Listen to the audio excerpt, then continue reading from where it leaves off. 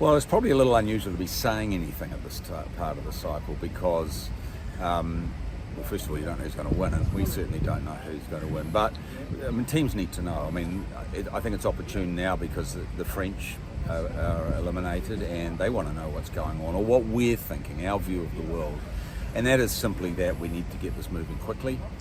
We could envisage possibly, very possibly, a cup in 26. But certainly we'd want to roll by early January or mid-January next year with regattas and get the show back on the road as quick as possible. And that's regattas with the full cup boat?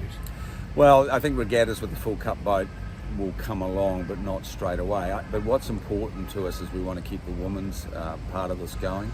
We could envisage a Pro-Am in the 40s because there's a lot of them now, and in many cases they're owned by yachtsmen. And then ultimately to the 75s. But I think the thing we want to signal is that we want to get, and I always have to qualify that, if we won, we want to get it going quickly. And as I say, you could do it, depending on where, as soon as 26. The existing challenger of record, do you think they would go along with all that? We have a fantastic relationship with Ineos, with Ben Ainsley and Jim Radcliffe particularly. And I think they're feeling that, you know, a quick cycle is a good idea. But those things will all have to be negotiated.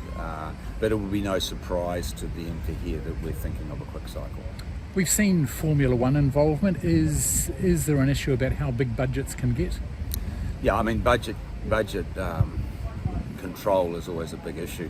One of the things we're looking at is a total cap of everything. So, you know, there's 1,000 reasons why that's hard to make work, and that's probably you get the people that would be trying to get around it in one room to pressure test everything. But it then would force teams to make decisions rather than just roll out anything they like, in terms of, you know, if they've got to make a choice, I'll have that person or that foil. You know, you've got to make choices, and if you have just do it and all those people, you won't even have any foils. And I think that's you know, probably healthy for the sport, and it does get some control.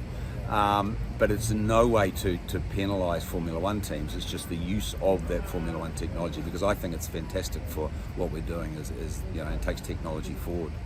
If you did win again, the question of hosting in New Zealand, who would make that phone call? Do you ask them, or does New Zealand have to come to the team? Oh no, we won't make that phone call. That we have to be approached. I mean, that would be kind of strange. I mean. Yes, the other part of that question is, would you take the cup back? Would we take the cup back? And the answer is absolutely we would. And as I've always said, the reason we started the process of going was to survive, and we just got to pick up the Stuff website for one day to realise that we would never have survived, looking at the way the country is at the moment.